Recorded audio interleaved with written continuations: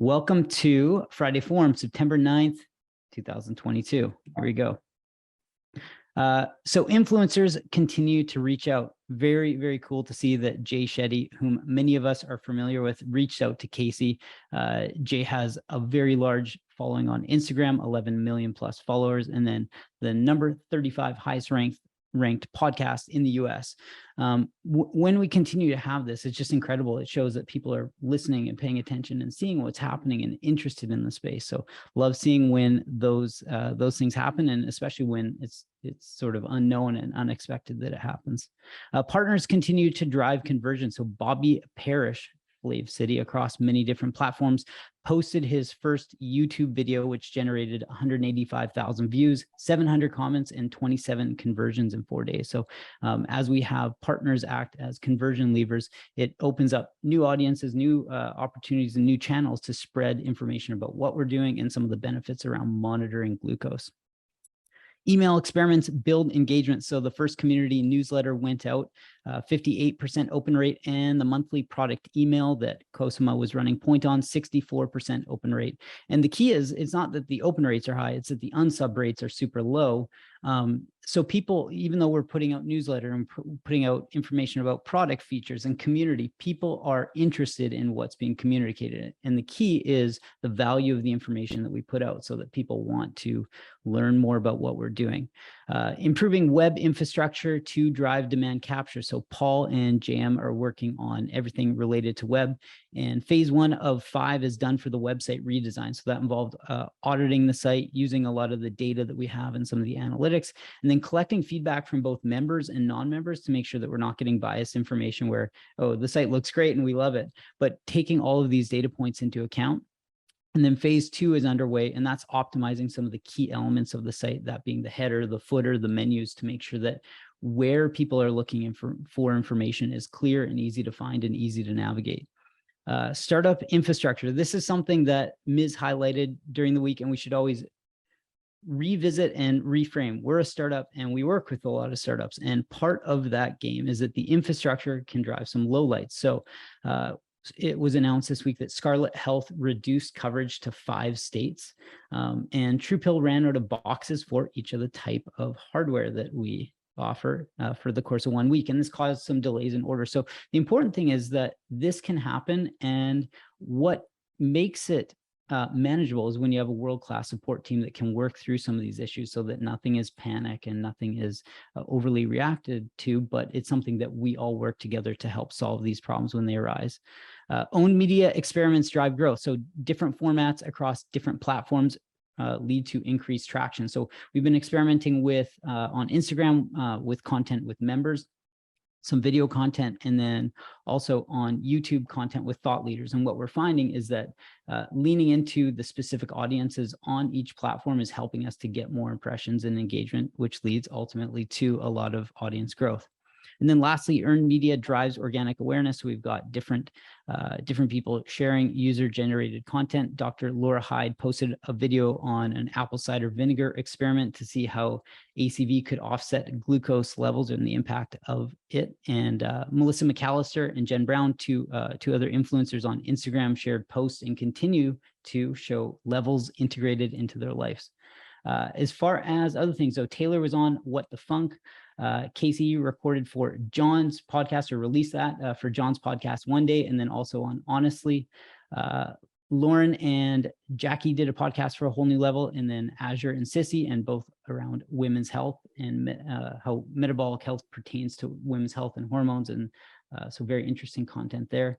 And then lastly, what are we missing here? Oh, fat burning sweet spot. So there's an experiment that's being run between research and community, and this is internal to see if we can use CGMs to help detect zone 2 and when we are in zone 2. So that is getting kicked off this week. And if that works, then we'll scale that to the external community. It's something that we did with the vinegar experiment, which was released this week, and we've already got 75 signups from the newsletter that went out, which is really cool to see. So other than that, one last tweet, and never in a million years did I expect that a blood sugar tracking app would be something that I love so much. So just it's showing kudos to everyone who's putting so much time and attention into building a product that really resonates with people and that they love. So with that, on to John. So John Bier is our guest this week, and John is founder and CEO of Jack Taylor, our press partner, whom many of us are familiar with. And John and his team have been instrumental in helping us to spread awareness about metabolic health. So with that said, John and the team work with a ton of different startups in the health tech space, and it would be great to hear about not only your experience in using levels, but also some of the things that you're seeing in the space, and how you're thinking about sort of wearables in the future of where things might be headed. Yeah, I mean, thanks for having me, guys. You guys are such good partners, and just super, grateful for you guys. I spotted the potential for you guys, a couple of years ago, from the perspective that, like, we can't do this for 98% of brands. There's just, like, if you're a brand that, isn't creating a story that is attached to the thing that you're selling, if you're not solving a big problem in culture, if there's not an appetite for the story that you're telling, then, you should buy Super Bowl ads. You should, and I'm not poo-pooing it, like a lot of the brands that I love most, I just can't do authentic storytelling around because it's not there, but they should do jingles. They should, create emotional stories that are attached to things that they want the product to resonate with, but aren't actually in the product itself. And that's dope. And that's true marketing, but that's not what we do. We do authentic storytelling around brands that are,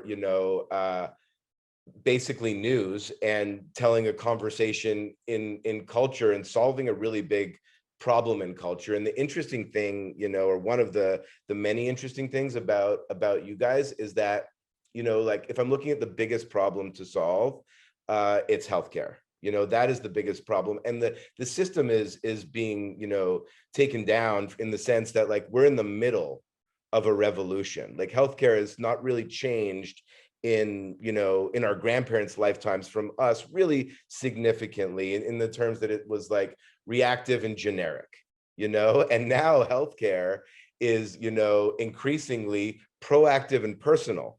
And when you think of the power of that, it's world changing. It's literally the biggest thing that you could possibly be working on. And it's not like, oh, maybe this is going to catch. Like, we're in the middle of the revolution, but from a story perspective, we are at the beginning. Pop culture has not really understood this on a mass level yet. So as much momentum as as we have had, the collective it's just starting, and every day it gets more and more interesting. And one of the things that is so cool, and it is essential for us, is, like, if we were just selling a product, it's very limiting. It's limiting on hardware, it's limiting on software, it's limiting on a news server. If we're telling a story about a problem, if we're educating about metabolic health, for example, it's endless. And that's the spot, that we find ourselves in, and that you guys are owning in the marketplace. And it is really, like, if you think about that stuff on a deep level, and you compare it to other brands and things like that, you are really just at the beginning of this conversation. Love it. Very, very cool. Would also love to hear just about your experience in using levels. I know posts will pop up now and again on your feed as far as wearing it, but yeah, just some of the thoughts you have around how the product, I mean, you've been here since the beginning, and seeing the iterations of product and some of the changes that you've made in your life based on using it would be very cool for the team to hear. I'm really weird because I am more level than anyone else on my team, just naturally. Like, no matter what I eat, it's like fairly level. And if there is a spike, it tends to spike down. I tend to go hypo more than hyper, but like, for me, and I know that this is, like, it is a serious problem that we're solving, but, like, I find it fun more than anything else. And if I'm looking at, like, what I'm most excited about from a growth perspective for levels, is actually, like, like, creating that community with those things that are actually like interesting and fun and informative, that, you know, like, I don't want to say gamify, but like kind of, you know, and like, you know, a vinegar experiment, for example, like that's an interesting way to draw in community. And other thing is, like, I like wearing my levels. What I mean is I like my levels to be visible. It's like, to me, wearing an accessory that creates a conversation that I'm excited to have. And it used to be like, what's that? And then and then people are like, oh, are you diabetic? Like, what's the deal with that thing? And now they're like, oh shit, that's levels. How is it? I heard it's awesome. And that's great. Amazing. Well, thank you so much, truly, for all the work that you and the team are doing and sharing your anecdotes about where things are headed in the space, experience with the product. We do have a full meeting. You're very welcome to stay and pipe in, join in, or if you have to hop off whenever, that is totally cool too. But appreciate you carving out the time, and it's great to have you and the JTPR team. Yeah, on appreciate our you side. guys. Thank you very much, and I'll stick around for a while. Cool. Thanks, John. All right, on to Taylor. So welcome, Taylor Maniscalchi. Taylor has joined the ops team, and very exciting to watch the team grow. So Taylor, can take it away. Excellent pronunciation on my last name, by the way. Well, it's great to be here. I've gotten a chance to meet like a dozen people already this week, which for a short week at a company our size, and async, I'd say that's pretty good. It's been a long time coming. I interviewed back in the spring, and that's actually when I became a Levels customer too. That was around, I think, April. And I got to see firsthand like what it was really like. And honestly, I cannot say it better than John just did. Like, we are really at the beginning of this complete revolution in healthcare, and where people are really taking charge of their health. And I've had my own experience with that. And so I really wanted to be a part of something that allows people to do that and champions just putting information back in the hands of the patient so they can do what they need to do about their health. So really excited to be here, stoked on the culture, stoked on the team, just really, really happy to be here. Amazing. Well, we are very excited to have you too, and to lean into everything remote and async, and every new person that we bring on adds to the culture. So super stoked to have you here as well. Thanks. All right, culture and kudos. So Banff is not only the hotspot in Canada, but it is apparently the hotspot of Levels meetups these days. I think Paul is there right now. Riley and Chris had a meetup this week. Matt was there recently. Banff is truly beautiful if you haven't been there, but hat tip to Riley and Chris. Chris made I think it's a 5-hour drive, and made it up north. So it's always great seeing those. John has been digging into everything around logging, and he does what he does so well, which is continuing to test, iterate, and just build it out incrementally. And so appreciate all the work that John has been putting into building out logging and making it better. Scott did a very important thing this week, which we all need to keep doing, and that is around the idea of descoping and deprioritizing projects where we don't necessarily need things. And this can be hard sometimes, because it can feel like we might cause tension by questioning whether or not certain parts of projects should be there. But he reached out and he said, what are the thoughts around removing this one part, gift cards, any work pertaining to that in engineering, so that we can expedite the other parts of the project that actually matter. And just by doing that, it leads to conversation where we might make assumptions where parts of projects need to be included, and sometimes they don't. And sometimes it's a matter of just like reducing the project scope immensely so we can iterate faster. So hat tip to Scott on that.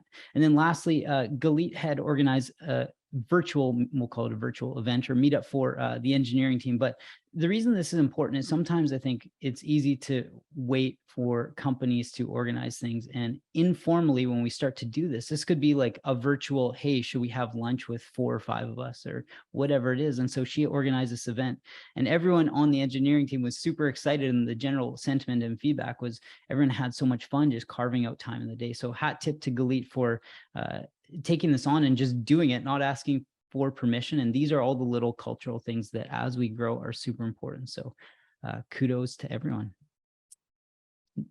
new slide. So revisiting a slide, Ms. presented this last week, and it's a number of values and principles that we have. But what we're going to try and experiment with is taking one of these values and highlighting it. Maybe we do this on a rotating basis where somebody can talk about one of the values. But this week, it's all written in pencil. This is a reminder that almost every decision we make is probably a two-way door, and it's probably not a sink the ship decision. And so knowing that we can work on things, we can erase them at any time, we can revisit them, and we can scrap them, because essentially things add up to project debt and sunk costs very quickly if we don't think about things always being written in pencil. So we'll revisit this, and if it lands every week, any feedback on this is great, but if it lands, we'll keep doing it. If it doesn't, it's all written in pencil. Company objectives levels shows you how food affects your health. If you're not working on this as a priority, make sure you flag it. As far as objectives, member retention, improving health metrics, and new member acquisition. Those are the three things we should be working towards. OKRs, when those get finalized, that will also help us to get alignment on the overall company objectives and how our functional objectives tie into each of these. Sam, are you here? I'm guessing no. Okay, so Sam said, if he's not here, I'll take this. So we are doing an org structure update. And what we're doing is we are splitting growth into demand gen and demand capture. And the easiest framework, the way Sam likes to discuss it, is demand gen is building a media company, and demand capture is around acquisition and capturing all the members that we do so much to generate awareness around, whether it's JTPR or anyone that's driving traffic to our website.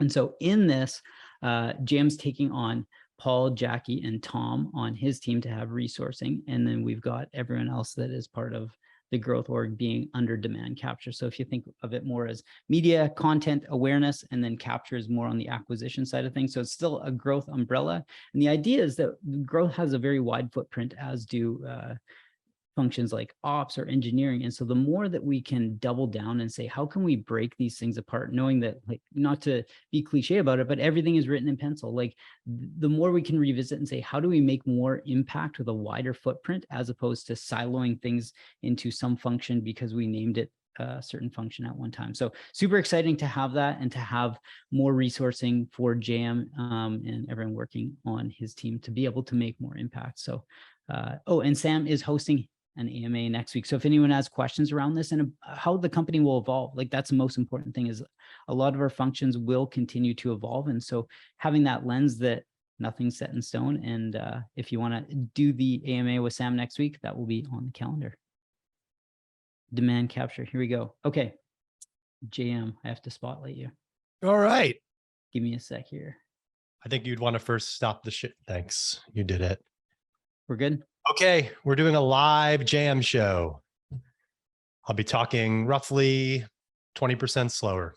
Okay, Ben and I have a theme that we talk about now a lot called eyeballs, emails, and orders. Everyone who, so something that I highlighted in a memo I wrote last month was that many of the people who bought historically were already on the wait list. They were getting our emails. Maybe they found us through natural search. They found the blog. They liked what they saw. They heard us on a podcast. All the different ways they might come and sign up for the wait list, which was essentially joining our email list, which got you a beautiful email every week with new content. And that sort of engagement was really important as folks made their way to buying.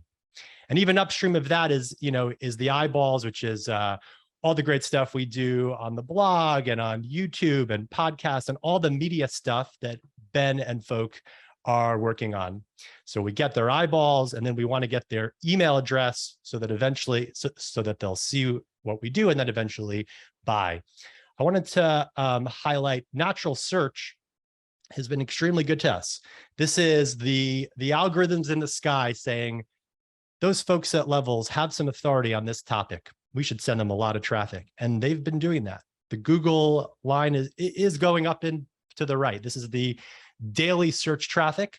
So right now you see we're getting about 3,000 visitors a day. That is no joke. And about half is going to the home, to to our main site and about half going to the blog, maybe a little more than half going to the blog. And it's really wonderful. Something that I noticed last month or a couple months ago is that the waitlist shutting off really reduced the number of email addresses that we were able to capture.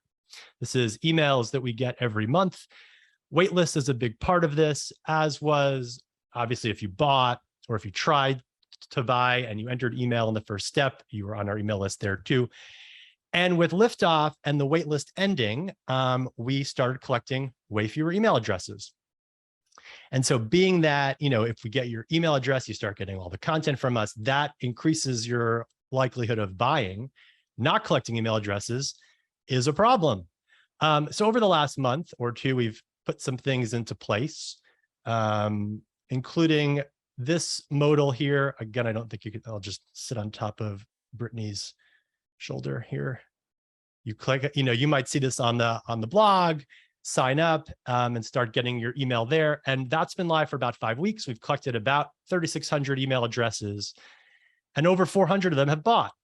Makes sense. They sign up, they start getting our amazing emails, the nurture series from Haney, the blog, the updates every week, the different flavors of emails that we send. They're incredibly good and incredibly effective. And so absent that, we saw the dip. And so now we're collecting emails again, and we're going to try to get that going to hopefully get something like 100,000 email addresses in October, November, December of this year.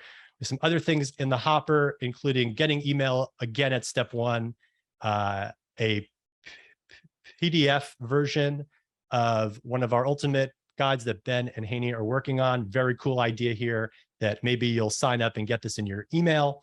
A lot of good stuff in the works, but I wanted to kind of share some of that, just surface level, some of the things that we're working on the demand capture side. And so that's all for me. Thanks, guys. Amazing. Thank you, JM. Now I have to unspotlight you, or did you do it? And I think, yeah, I'll remove Spotlight and then you can just go back to sharing. Good show. There we go. I think we're back. Before moving on to product, love it though. That's the framework that Eyeballs, emails, orders is exactly what we're working on. So every week between demand gen and demand capture, we'll do some type of update, but continuing to iterate and tweak on all these little things, saying how can we keep driving more eyeballs as top of funnel, and then what can we do from a lead gen or a lead capture standpoint. So very cool. Love the recap and all the data associated. Maz, are you taking product or is Kosama? Okay, so we're going to talk about the product, and our product, we're thinking about it in layers. If you think about it, we want people to have the best experience when they come in. There is this entry moment. We know that everybody eats, and our product is focused on helping people see how food affects their health. So we want people to come in and have a wonderful, magical 30-day experience. And that's all around understanding how food affects your health, your health. And really want that experience to be the experience that builds trust, that people see us as a guide for their metabolic health. And through that experience, then we go into an experience that we keep them for a long time. And the characteristic of products that are retentive are products that have a continuous value, meaning value doesn't ebb and flow. It is always there. They're also typically low effort. To be able to be in something, it is very hard to maintain high effort for a long time. And also it has to be a manageable cost. So really the first experience is people come in, learn about their how food affects their health, get a magical experience, build that trust with the brand, and see us really as a partner in their journey. The second layer is really something that they can continue to get value at low effort and low additional cost. And then there are growth accelerators where it's effectively magical experience for a subset of our members that really feels personal, really feels magical, and really helps them achieve their goal in a personalized way. And those things could be things like focusing on a subgroup, for example, women's health. So if you think about the product, it's really three layers. It is getting people in, have a magical experience, build trust, have a continuous experience that they're getting value at low effort and low additional cost, and then really boost it for when people really need something in their life. and drive the value and drive the magic. So it's really that, and we think about those in those terms. And if you think about our features are laid out like that. Like the great content that we're working on will be a retention layer. The great labs that we're working on will be a retention layer. The scoring and seeing how the CGM and the biofeedback that is providing to you is a little bit more effort, and you will come in and out of that as especially in the beginning and throughout the life of the product. Going to the next slide. Also, when we think about products, we want it to be scalable. So just like a great cake, we want the ingredients, we want to double down on ingredients that are sustainable and scalable. So if you think about our world, the things that we can continue to scale infinitely is continue to make our software better, creating great content that people want to use and interact with and learn from, a community that's rich, that encourages, motivates, rewards, provides learning, and really tapping into that and building that lattice of connection. And then our great advisors, we have some of the best advisors in the world, and really tapping into that knowledge base to make everything better and stronger. And then finally, teaser, there are other stuff we can do that we're not going to talk about today, but there are a lot more things that we can bring that are going to create a sustainable experience and scaling. And we want to try to stay away from things that are not sustainable, things that are scarce, things that are highly difficult to manage and are costly. An example could be a big workforce of people that, for example, provide like doctors. If we decided to employ 1,000 doctors or 10,000 doctors tomorrow, that would not be a scalable thing compared to the other things. So we're going to continue to double down on things that are scalable. And we may use things that are unscalable, but we will use them in a very deliberate way and always think about scalability and how that will play out for us as we want to go towards affecting 1 billion people and their health. Next slide. All right. So we're going to talk about the projects that are in flight. These are not the ones that are in production. These are somewhere between getting concepting, shaping, and starting to be in production. So healthier food choices got handed off to engineering. So really excited to see that. Cosma and Victor are going to talk about labs. We're really excited how that work is shaping, and I think it's going to be a core part of the experience, and we hope that people will love it. And we're going to talk about app content, which Mike D is going to talk about. With that, I'll turn it over to Cosma. Thanks. So on the next slide, basically, I'll give a little bit of background on sort of what we see the value of labs long-term, some of the goals that we've chosen to focus on for 2.0, and then what's been going into shaping the panel. So if you go to the next slide.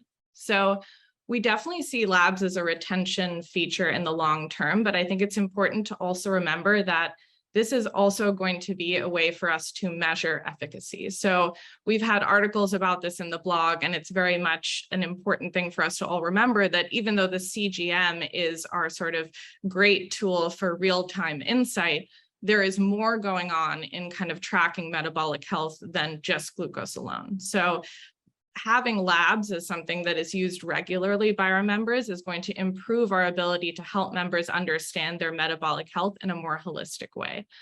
And then from the retention side, what we really want to get to is a place where labs become something that members use regularly to check in on their trajectory. So it might even be something that a member is not regularly wearing a CGM, and they're using labs as a way to sort of check in on progress long term. And when they start to veer off course, they might once again resume a CGM to kind of see how their daily habits are relating to their glucose spikes. If you go to the next slide. So a couple of things that we noticed in feedback that we got, and this was from a survey back in June from members who'd taken the panel. So what were kind of the main pain points? And this became our anchor for what we decided to focus on in 2.0. So one of the main ones was, hey, I'm not getting enough value for the price that I'm paying. And this we see as a really important kind of fundamental thing that we can change by looking at the levers, both of value and then of price as well. So on the value side, something that we've been exploring is how can we make the lab actually feel more personalized? There's obviously tons of different nuance and details in every possible analyte combination, but what can we actually do to simplify and understand different patterns and explain that in a semi-personalized way to members? Another piece is that members kind of were feeling, what now? I don't actually really know how to improve. And so how can we bring them not only insights about the relationship between different analytes, but also an actionable plan of what they can do to improve their metabolic health? And this kind of comes twofold. One is the actual panel itself. When you're done seeing your results, we want members to feel that they actually are empowered and know what to do next. But also, we shouldn't just drop them out of the panel and sort of back into their everyday levels experience with no context. We want them to feel that we are now aware and helping them manage these markers that maybe are not in the optimal range. Just going back to sort of the idea of cost and value. So one thing we're also trying to do in the spirit of kind of building skateboards and scaling up is trying to find ways to simplify the panel so that we can focus on the number of analytes that we need to still get a really good pulse on someone's metabolic health, but not have such a large panel that it's not only costly, but filled with potential confounders in the data. So we want something that members can come back to and take regularly in order to see how they're progressing over time. Another thing that has been missing and feedback we've gotten from labs is, hey, I don't know when to retake the test. And part of why I put re in parentheses is obviously no one who took the test was saying that they don't know when to take the test, but this is an implicit problem we have just by the number of how few of our members have actually taken labs. So something we want to do is make labs not feel like this thing that's kind of floating off in space as a separate experience, but something that's really integrated into the whole journey. So making it much clearer how labs kind of gets introduced to a member, the reasons why it's valuable, how their results get integrated into their daily journey, and then recommendations around when to come back and take another lab. If you go to the next slide. So a couple things that we've been focused on. Victor is going to talk later about a lot of what we've been exploring around the experience at large, but focusing specifically on the panel, what we've been working on is trying to decide, okay, what analytes make sense to include in this panel, and how can we make the panel feel actionable? So some of the things that we've done so far, we ran some UXR. Taylor was the person talking in the video to the member, and we sent this out to, I think, several hundred members and got back some feedback around what they found impactful about having video, what they found impactful about the explanations of energy systems, and what felt actionable in terms of what to do next to improve your markers. We also have been working a lot, kind of getting lipidology 101 and learning about ApoB. So ApoB is something that we're going to need to produce a lot more content around, but this is something that is really on the cutting edge as a much better way to track bad cholesterol rather than using LDL. And we've also been running mock panels. So both Rob Lustig and Casey ran some mock panels with internal team members, and that gave us some great insights. If you go to the next slide. So lots in progress. A lot of what's in progress is us now trying to figure out, okay, there are going to be somewhere, I think in the realm of 160 possible combinations of people's results. How can we start to abstract these different sets of results into meaningful explanations for people that feel personal, but are not, down to the granular level? And one thing we're also doing is trying to focus on the most common cases.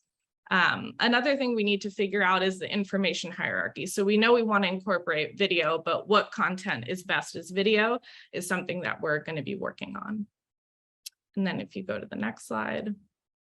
Some of the things that are still upcoming. So getting tons more feedback and collaboration with research and more advisors on explaining the results and what the best interventions are depending on the results.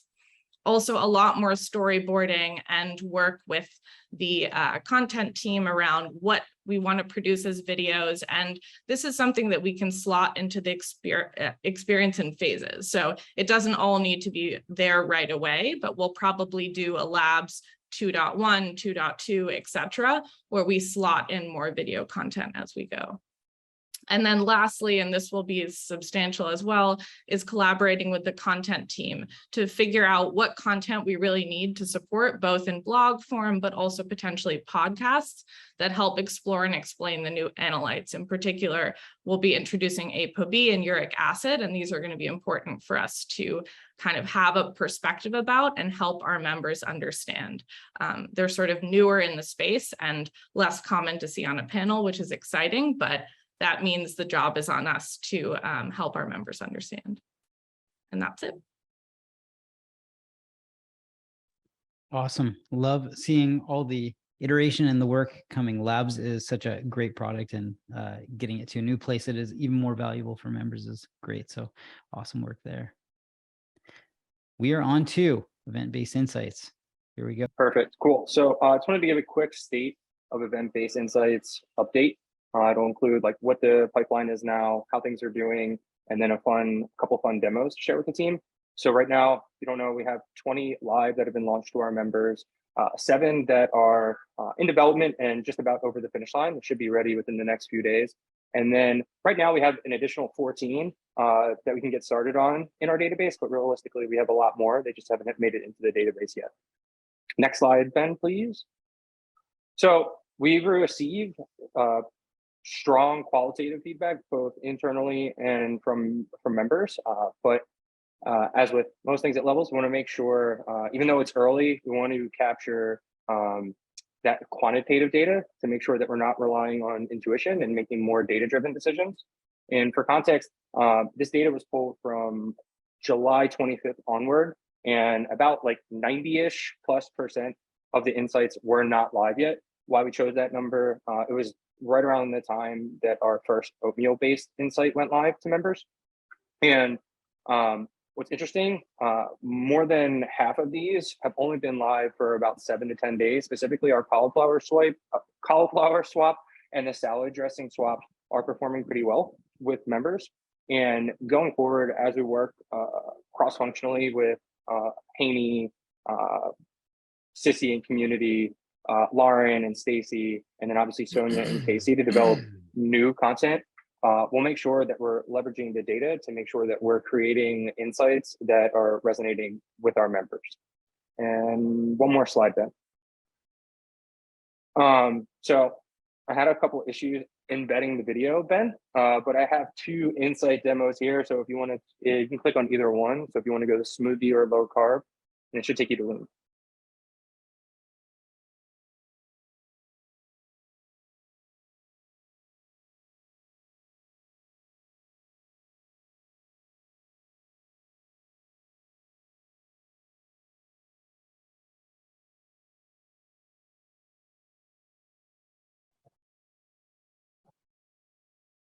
Ben, I can't hear the audio, but there is audio to this. But anyway, so one of the biggest things about our event-based insights, we want to increase the ability and make it motivational. So as opposed to telling someone to make a smoothie, we want to show them the recipes. And we want to make it fun and rewarding.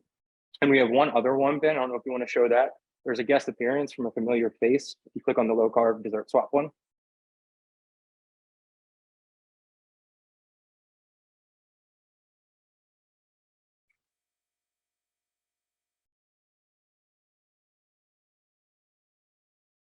And then this is just more of a plug. So I'm not sure if everybody knows this, but, oh, cool. So the audio is coming. But our own Lauren is creating some amazing content. I think Stacy is helping. And it's a great example of using like our behavioral design framework. So it's got a trigger. It's also increasing the ability. It's super simple. All the ingredients are outlined, and then it's motivational and fun.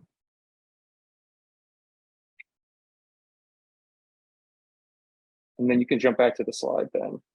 And then that's it. The only other thing, if you want to follow along and see all of what's in flight, levels.link/event-based insights.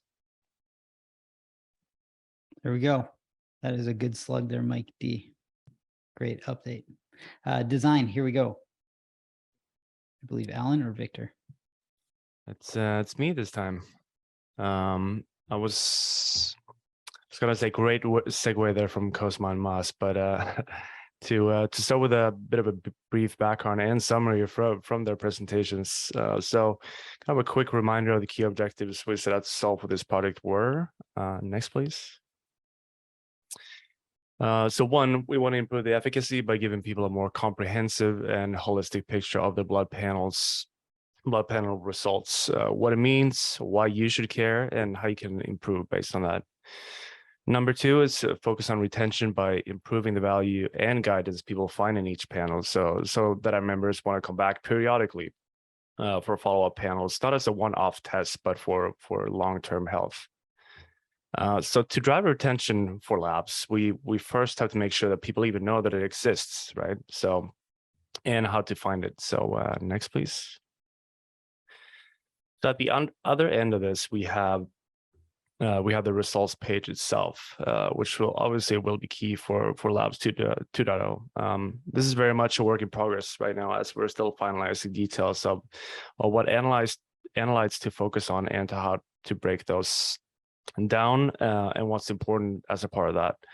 That's why we started with what we've been calling Labs 1.1, which focuses on the last bullet that I mentioned, which is discovery and retention. So building the framework that supports the results page. Next, please.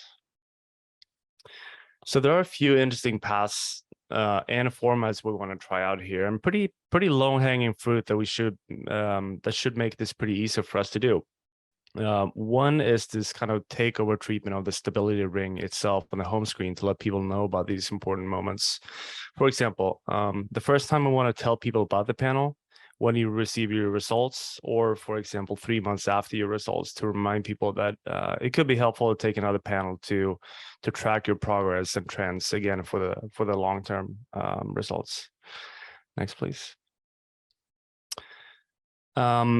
We definitely also want to make better use of the notifications panel, which it exists today, but it's very underutilized, right?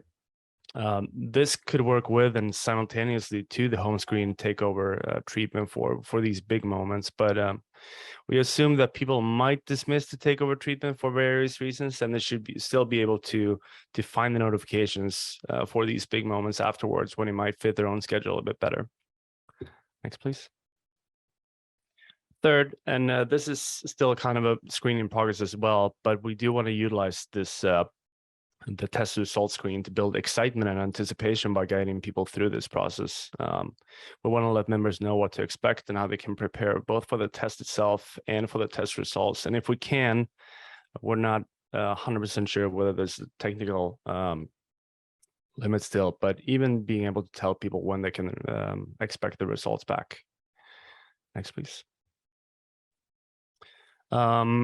So one of the last things for this demo, we have an opportunity to rebrand our sign-up flow here to be a bit more in line with the experience that we want to provide people throughout, but also be more in line with our evolving brand. So if you click it next here, it's kind of a follow-up to this. So the flow today works fine, but the UI is quickly becoming very outdated, and we want to provide a better experience than just fine, right? So in this case, we simply apply the new design system that we've developed these last couple of weeks, so that our purchase experience feels more like a natural part and extension of the app, and not redirected into something that feels very different. Next, please. So looking forward, we're exploring how to surface and provide the best experience for the test results page itself. I mentioned that. And if we can design and provide a better delivery system around push notifications that build excitement around test results and other big moments. So I'm looking forward to share more around that as we progress. Thank you. Awesome. Love seeing these design updates. I'm going to push along to Ms. in an update about roles and performance feedback. Awesome. I'll try to keep this to 5 or so minutes so that we have time for some shares, but might be a little quick, but I'll move slowly. So I want to give an update on our people processes. We've been introducing a lot of concepts as the company has grown individually, one by one, and we're reaching a point where these are all starting to come together quite nicely and really are all necessary together to create a whole system. So we've learned a few things along the way. Going to share some of those learnings and how they've impacted these programs and processes that we're introducing. And each line here, each gray line, role expectations, levels, feedback, et cetera, each one of these has a supporting memo. And so there's a lot of different content behind this. This is just the high level overview. But if you're looking for the depth and understanding the philosophy and the thought process and the debate that went into each one of these, there are memos associated in True Levels fashion. Cool, so let's go to the next slide here. So learnings to date. Similarly to how we define ownership within areas and why we realize that that's important, we've realized over time that defining responsibilities for each role is helpful. This isn't meant to define and limit the role, but it's just a foundation from which to grow and develop the role and the position from. This sounds kind of obvious, but if you rewind a year and a half, 2 years, to a much smaller company, areas of ownership were really obvious, and it wasn't really necessary to delineate what someone was responsible for, where it ended, where it began, what was expected. It was just a different time. And so that's, as we've grown, we need to start working differently. As much as we might wish we don't, or wish it would work differently, it's kind of necessary to adjust to the size of team that we have. And so that's this first one. And this has come directly from a lot of feedback from managers, from performance reviews, from individuals, from the culture survey. It's all in response to a lot of those comments. Second thing here, people want to know where they stand. It's not possible to just kind of will this into existence and trust that everyone knows where they are. People want feedback from the folks they work with. And not only do they want feedback, they want to know where they stand. And there's a difference there. And I think we've learned that lesson. It's not just about feedback, but also being really clear with people. Second, on that one, we don't just want to know where we stand. We want to know how to get to where we're going. What does it take? People have aspirations at levels, beyond levels. We're a bunch of optimizers, and we want to know how to kind of work the system. And so making sure that we play to that and meeting those expectations where they exist. And on these notes, it's not possible to do any of these in isolation. All of the programs support one another. And so a few more learnings, really helpful to be explicit and clear, both when someone's performing well and when they're not meeting expectations. Clarity and directness and honesty is a part of the culture, and we want to make sure that's built in here. And then similarly to the lattice of cultural values, each of these really come together. All right, so on to the next slide. I'll kind of run through a few of these memos and what each one entails. So the role, expectations, and levels.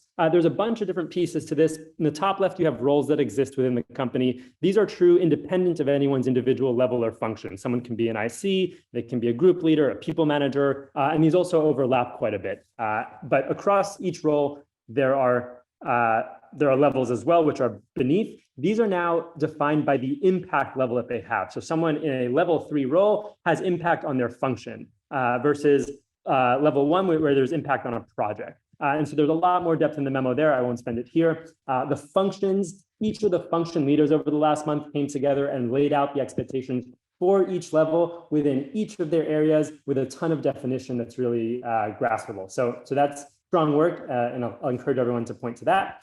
And within that, this came from some conversations with Moz and some of the culture conversations. Expectations of company values, expectations on core capabilities for the role, and expectation of functional skills and the difference between all of those. So all of these come together and they kind of build a nice map. And if you follow that, you reach the pot of gold at the end. On to the next slide here. Performance management agreements. This is both for positive performance and areas where people need to improve, but the structure of this memo is we promise that you'll know where you stand. Promise that in the event of underperformance, we'll make a serious good faith effort to come up with a plan to get things back on track, and promise to support everyone in their career goals, at levels, outside of levels, whatever it is. These aren't the easiest things to talk about, but talking about them explicitly and having clear documentation and plans and programs is really important, and that's what this one does. On to the next. Performance feedback and ratings. These are built on those role expectations I just laid out, powered by 360 feedback, by peer feedback, by manager feedback, by feedback from those you're accountable with. And we've laid out a rating system, 1 star through 5 stars. Most people are going to be in that 3 to 4 star range. The 1 and the 5 are really exceptions, and the 2 is a correction zone. And so giving clear results is helpful. People want to know where they stand, and we've heard that feedback continually, and we developed this framework, and we'll try it written in pencil. If it doesn't work, we'll make adjustments. But along with this came really clear expectations for how we're going to handle role changes, promotions, transfers, level adjustments. All of that's standardized, and the cycle on which we handle that is standardized. the feedback process still runs ongoing, right? So it's not a company-wide season that kind of stops everyone in their tracks.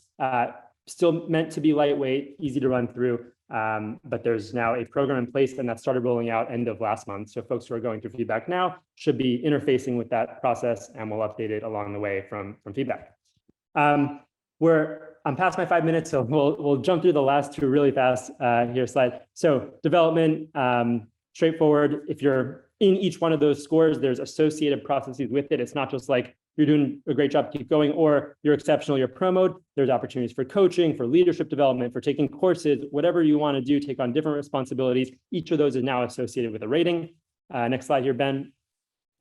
Comp philosophy, everyone's familiar with, but now has more to stand on and more foundation. Our proactive adjustments for cost of labor, aligned on benefits, all these kinds of things. And one more slide is the titles memo that came out 2 months ago in the spring, where we focus on ownership and responsibility, not titles. Now that we have a framework for what's expected within each role and how we define responsibility, we can really lean into this a little bit more. And so we've been inching in this direction, really testing it out because it feels like a big change. But we now have some good framework and systems that all support it. All right, sorry for the fire round, 3 minutes for personal shares. More detail on this with a fireside next Thursday. Perfect. Thanks, Ms. Hiring updates. We will hammer through this. So we've got Priya joining the ops team October 17th, and then Evan is our first R&D intern starting September 19th. So very exciting to see that come together. Open roles, we've got software engineering, mobile eng, backend generalist software engineers, and then people ops generalists. If anyone knows of any people that would be a good fit for that role, we've got lots in the pipeline and always interested in meeting more candidates. And then R&D engineer, that role is still open if there's something else, or we have to always remember a lot of the best hires in any companies come from internal network referrals. So if you do know someone who would be great for any role, or specifically the ones we've got posted, make sure to flag it. Individual contributions, we have 2 minutes. Let's try the hand raising feature here. Here we go, Mike D, kick it off. Cool. So yeah, it's been like a ton going on in the company. I won't talk about that. So it's been a lot of fun to work on event-based insights and work with more people. And I just want to give a quick shout out to Cosima, who's been super helpful and super willing to help me navigate some things, specifically post-hog and some of the analytic stuff. And then, yeah, personally, had a week of straight headaches. I've had 36 hours of none, so I'm pretty pumped. Glad you're back and feeling better now. Rob. I just got back last night from a 2-day workshop in Racine, Wisconsin, trying to solidify the data on the obesogen hypothesis. That is, chemicals in the environment that promote weight gain unrelated to calories. And what I can say is the whole meeting could be summed down to one word: insulin. Okay, we are the best proxy for insulin there is. So we're going to be playing a very big role in this issue and going on in the future. And the day when we have some form of insulin, in real time monitoring, this place is just going to explode. Amazing. Love hearing the updates about insulin and all the awareness around it. Sonia. I just want to give a brief shout out to Lauren. It's been so fun to watch her grow content on her Instagram and on podcasts. And Lauren, you're just a natural storyteller, and it's so fun to see everything that you're doing. So just wanted to give a brief shout out to Lauren. Amazing. +1. Azure. Hey, I'm super excited about Labs 2.0 and the stuff that Cosima and Maz and product are doing right now, as well as about the experiments that we're doing. So good job, guys. Amazing. Well, we are right at time. There we go.